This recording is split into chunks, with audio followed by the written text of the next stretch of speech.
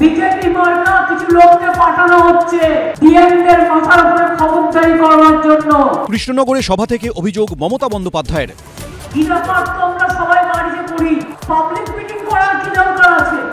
ব্রিগেডে গীতাপাঠ নিয়ে সরব মমতা বন্দ্যোপাধ্যায়, বললেন ধর্ম মানে হিংসা নয়। এক চোখে তার দুর্যোধন আর এক চোখে তার দুঃশাসন। কৃষ্ণনগরে সভা থেকে ফের অমিত শাহকে আক্রমণ মুখ্যমন্ত্রীর। এসআইআর এর মধ্যেই রাজ্যে ভোটের প্রস্তুতি কমিশনের 25টি নোডাল এজেন্সির সঙ্গে বৈঠক সিইও দপ্তরের। 6 মাস আগে থেকেই রাজ্যে সর্বত্র সমন্বয় করে কাজ করতে আলোচনা।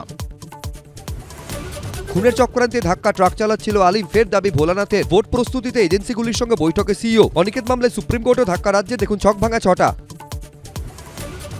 সাক্ষীর গাড়িতে ট্রাকের ধাক্কা, কারাগার থেকে শাহজাহানের কারসাজি। ঘাতক ট্রাক চালাচ্ছিল শাহজাহান, মামলায় ফেরার আলিম। ঘণ্টাখানেক সঙ্গে সুমন, রাত 8টা।